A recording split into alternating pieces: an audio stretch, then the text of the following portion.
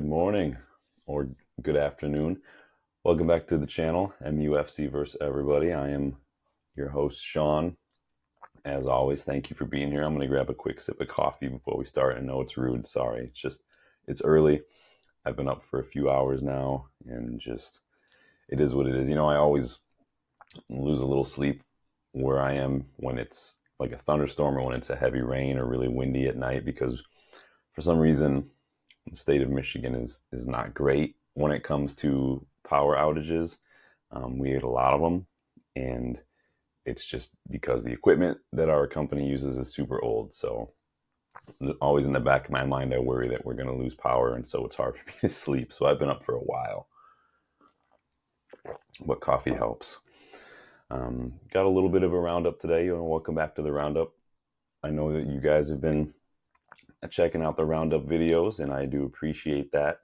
And I enjoy them. It's nice to stay up a little later and see what kind of updates and rumors and developments are coming up, and then obviously wake up early in the morning and check for any more. Obviously, this morning, we've had a few like late breaking developments that I'm excited to share with y'all. So before we get started, don't forget to hit the like button. Don't forget to subscribe to the channel. If you're new, it does help us grow. It does help us reach more people, get more people involved, get more engagement. And then, as we grow, the community grows, the engagement grows, and the interactions grow. And I think that is only a good thing, right? More United fans, connecting with more United fans, and building that community. I know there's already a pretty substantial, United fan channel presence, and that's great. I'm glad to be a part of that. Obviously, I've been following these guys, these other creators, a lot of different content creators out there, a lot of different channels, and it's been a blast to watch them grow over the years. I only hope maybe someday to get anywhere near that. I'm not trying to be famous or anything. I just enjoy United, obviously enjoy football, enjoy talking about it. So I'm just glad to be able to do that.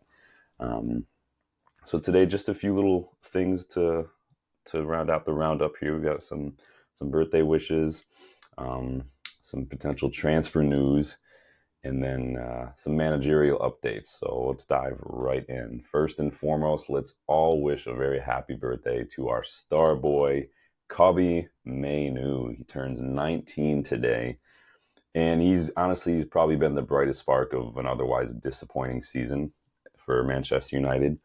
Every time he plays, he just looks composed. He looks comfortable. He looks like he's a step ahead of everybody. I don't think I've ever seen him look nervous or anything.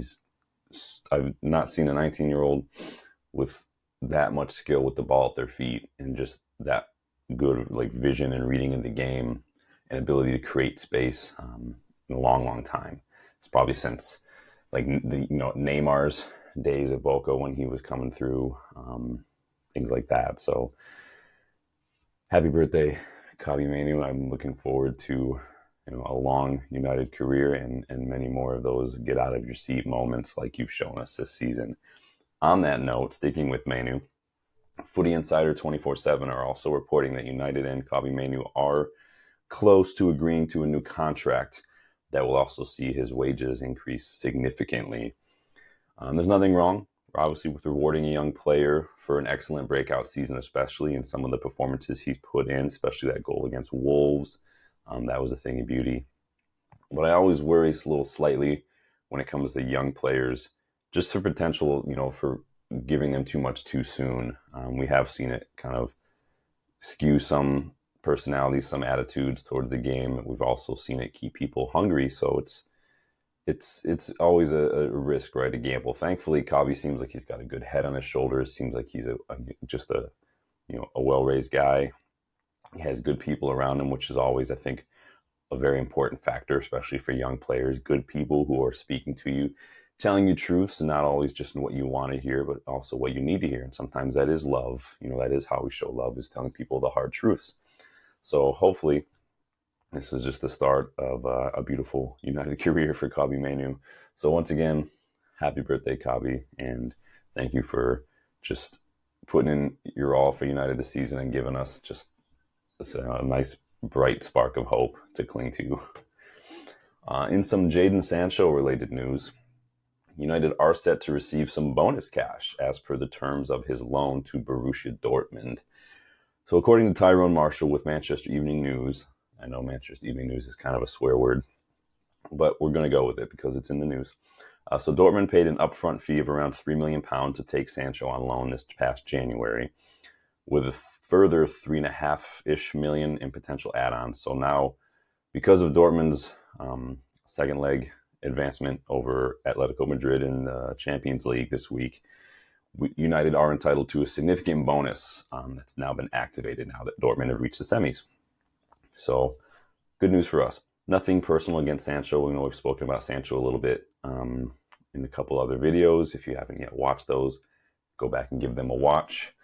But Sancho doing well at Dortmund is only good for us, and especially if we're trying to move him on, which it sounds like maybe we are doing, especially if Ten Hag is here next season. If Dortmund win the Champions League or get to the final at least, that is only going to drive Sancho's price tag up if we do want to sell him. So that's only good news for us. It's good for Sancho. He's kind of putting himself in the shop window a little bit. And it lets everybody kind of part ways, amicably. Well, maybe not amicably, maybe just smoothly, right?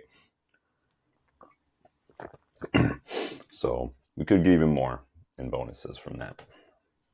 A little bit of potential manager news. So there might be a little bit of an update here regarding many people's first choice to replace Erik Ten Hag if Ineos do choose to replace him. So early yesterday, the agent of Julian Nagelsmann, Volker Stroth, told Sky Sports that Nagelsmann's future will be decided in the next week or so. I think he said like the next 5, 6, or 7 days. He continued and said, it would be utter nonsense to say we are not talking to interested parties without wanting to say who they are. All I can say is that it's not only Bayern Munich. Whether one of those interested parties is United, nobody really knows. I don't know. You don't know. Only the people behind the scenes know. So that was yesterday's update. Fast forward to this morning, and it's now being reported by Christian Falk, and I think it actually was also confirmed by Sky Germany that Nagelsmann has in fact signed a new contract with the German national team that will run until 2026. So anyone hoping for Nagelsmann to take over United is, sorry to burst your bubble. He would have been one of my top choices if Ten Hag were to leave. Doesn't look like that's going to happen now. So got to move on. That leaves the options a little limited now, especially with a lot of other big clubs looking for manager. Bayern looking for one, Barcelona probably looking for one, Liverpool are probably going to be looking for one as well. So we will see what happens there.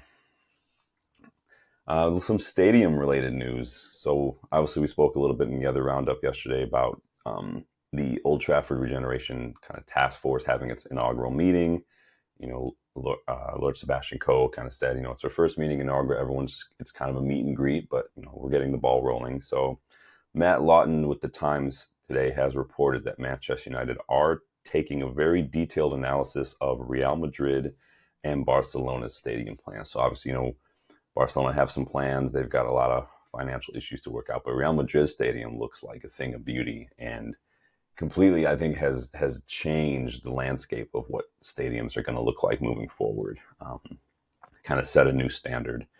So Lawton goes on to say that United are aware that the cost of redeveloping Old Trafford could be actually far less expensive than building a new stadium, if they get creative. And I think that's why they're taking a closer look at how these other clubs are doing it, because I think they want to, assess every option. They want to see what the possibilities are.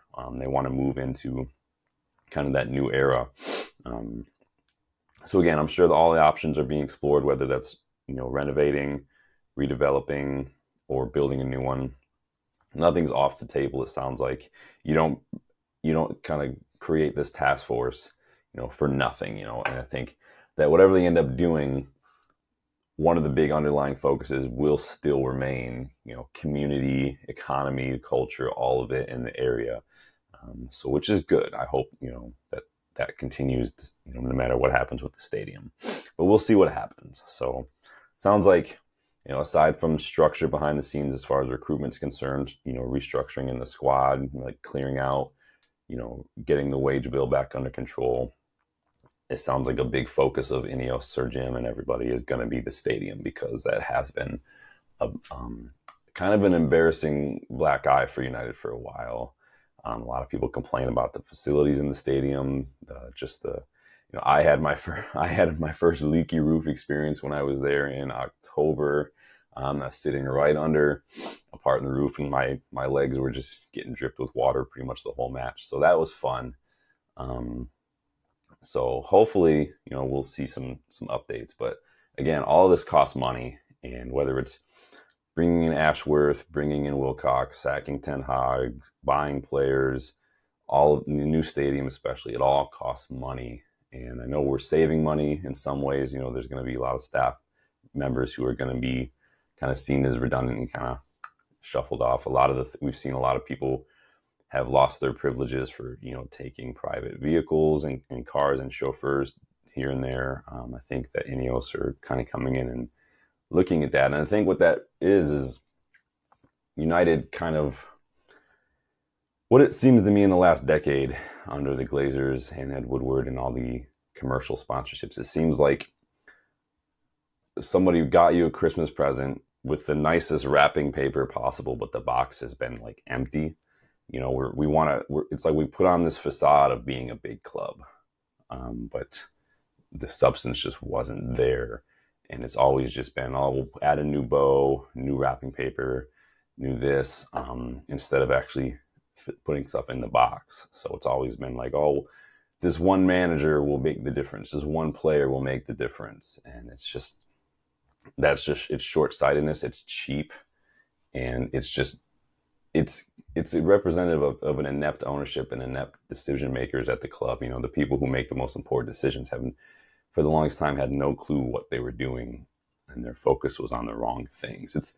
Football is one of those businesses where success is not measured in, profits and losses. It's trophies and wins and points on the table, even if that means a loss in the short term financially, in the long term, because that's what United is. It's decades and decades and decades of success on the pitch that have gotten us to where we are, and the Glazers kind of just stood on the shoulders of all that and used the name to get what they wanted. And sorry, I went on a little bit of a rant there. It just frustrates the hell out of me sometimes with the way the club has been run, and just the utter neglect that we've seen over the last decade. So I hope that Ineos are taking a look at that. I hope that they're aware of the fan outrage since the Glazers have come in, and I hope that they're really taking that to heart and to make some wholesale changes. But that was a long way of saying, hey, we're looking at stadium stuff. So moving on. So if you caught yesterday's roundup, go check it out if you haven't. Don't forget to hit the like on the video too. I shared a bit of news regarding some updates to the FA Cup format. It was announced that there's going to be no more replays and no midweek cup ties starting next season. So no more midweek games and no replays moving on from the first round. So it sounds like the EFL isn't too thrilled with these changes, and EFL's chief executive, Trevor Birch, has made a statement in that regard. So he's called the announcement frustrating and disappointing, and has said that ultimately this represents another loss of traditional revenue stream for EFL clubs at a time when the financial gap between the biggest clubs and those further down the pyramid is growing bigger. He added, "We will now be discussing the implications for EFL clubs and seeking appropriate compensation arrangements." And other lower league clubs have also echoed these statements. So League Two club Tranmere Rovers, I think, remember we played them a few years ago in one of the domestic cups.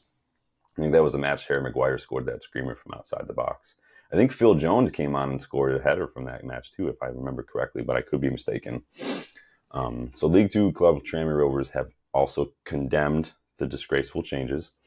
They said there are no consultation with football league clubs, national league clubs, or grassroots clubs to whom the competition represents not only their best opportunity to create lifelong memories for supporters, but also a hugely important source of income. Remember, match day revenue and merchandise are the lifeblood of a lot of clubs. you don't want to have too much of your money coming from sponsorships. I don't know the disparity between, you know, clubs in England or like clubs here, but like clubs here, when I was on the board, it was, you really don't want to rely too heavily on sponsorships. I think it was only like between like 10 to 20% of it should have been sponsorship, because if you lose that sponsorship and you're relying on it for 80, 90, 70% of your funding, you know, your available funds, you're pulling the rug out from under yourself in that regard. So continuing, the decision and the way it was taken demonstrate a total lack of respect for the football pyramid and its fans. Sounds familiar, right? We condemn the changes wholeheartedly and urge the FA to suspend them immediately until all stakeholders in the game are properly consulted. Another lower league club chiming in. So Peterborough chairman Dara McAntony warned it could also lead to a fallout within English football. To suspend replays when the Premier League clubs haven't even come into the competition seems even more bizarre. And that statement is coming from National League South club Farnborough. I mean, I can actually understand where they're coming from. It does seem a bit like, in some regards, the Premier League is, you know, they get a lot more of the TV revenue. They, you know, obviously the Super League and all that stuff. And that's what I mean when I said it sounds familiar. And especially like the Farnborough representative said, if they don't really affect the Premier League clubs, it doesn't really make sense why they're making the changes. It does sort of sound like it forces these lower league clubs to miss out on potential revenue, as well as the match day experiences for the fans, you know, especially in the lower league, non-league, grassroots level. Those clubs are very community driven, very community oriented, and it's a whole way of life for a lot of people. And it does, you know, it's so intertwined with their day-to-day, with their family history, the culture in many regards. And, you know, these seemingly small changes, when you look at them from up on a roof, like where the Premier Leagues are, do have, you know, street level implications. You know, what have we said before? Even pebbles make big ripples. And unfortunately, it's easy to ignore the effects of the ripples when you're the one throwing the pebbles, right? So I think that that's important. Again, it also sort of sounds like one of those aspects of the Super League where a select few have decided to make changes that affect everyone because they thought they knew what was best for everything. They remember that was one of the things that kind of rubbed me the wrong way at the Super League, is that all these people who thought they knew what was best for football when, you know, they don't, clearly. But then I wonder also, you know, if players and managers might be thankful for less matches. I don't know. It's not up to me to decide. I don't have any skin in that game, but I do have an outside opinion based on the information we have. So let me know what your thoughts are on that. I don't know. It's all a bit muddled at the moment, but it does sound like the EFL and those clubs that are affected will be kind of making a case and exploring their options moving forward. So wrapping up, let's end on a bit of transfer news. So apparently United have had scouts in attendance for Fenerbahce's Europa Conference League second leg tie against Olympiacos yesterday. Sounds like we're watching 24-year-old Polish midfielder Sebastian Szymanski, who is number 10 for Fenerbahce. So we actually scouted him last month, if you remember, in one of Fenerbahce's league matches in the Turkish Superliga. I really like Szymanski. He's one I've been watching for a little while. Really good number 10. He's a good age. Not one like an Arda Güler or Odegaard when Madrid signed Odegaard that you need to send right into development. He's someone who can come in and play first team football, and he's done it. He's got 9 goals and 9 assists in the league this season, and then 4 assists in the Conference League as well, I believe. He creates chances. He makes a lot of third man runs into the box, and he puts in a shift off the ball. He's actually in the top 1% as far as midfielders go for tackles per 90, which is amazing. It's that total football, like that high press that Ten Hag likes. 82nd percentile for interceptions and 85th percentile for blocks, and then high 70s, I think, for clearances. So that means he can read the game, and he's got good footballing IQ. He's in position to break a play, in position to create chances, in position to make runs.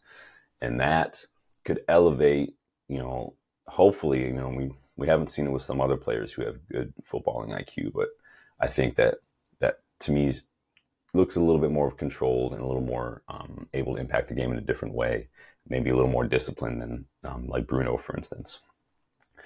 So the word is that he is kind of interested in making the next step up in his career, and Fenerbahce are resigned to the fact that he's probably going to leave this summer, but he does not have a release clause, and he will probably be pricey. So, we're watching him. Sounds like he's going to leave. We just brought Mason Mount for a lot of money as well. I don't know if it's one that we do need. He's one that could honestly improve the team. Would Szymanski be my priority? Probably not. Probably not at all. We did get Bayindir from Fenerbahce. We did send Fred to Fenerbahce, so we do have a little bit of kind of a back and forth there. So maybe there's potential there for maybe a kind of a swap or whatever. Not that happens. I know I say swap deals a lot, but they don't really ever happen. But we'll see. I do think we have other priorities that we need to take a look at first and foremost, and then we can see what's left moving forward. But that is the roundup for today. I will hopefully be back a little later on with a preview of the semifinal this weekend. I was going to wait until after Ten Hag's press conference so I can maybe react a little bit to some of what he has to say, some of our injury updates, and then talk a little bit about Coventry. I know that Coventry have a few players who might be back. They have a few players who will sure be missing. So it's going to be an interesting tie. They did manage that 3-2 win over Wolves in the last round. So they could give us a bit of a shock, and I wouldn't be 100% surprised, if honest. But we'll talk more about that a little later on today. And hopefully, any more updates or developments or rumors, we will have those to share as well. So as always, please like the video if you haven't yet. Subscribe if you're new. Go check me out on MUFC versus everybody. And I will see you in the next one, guys. Thanks.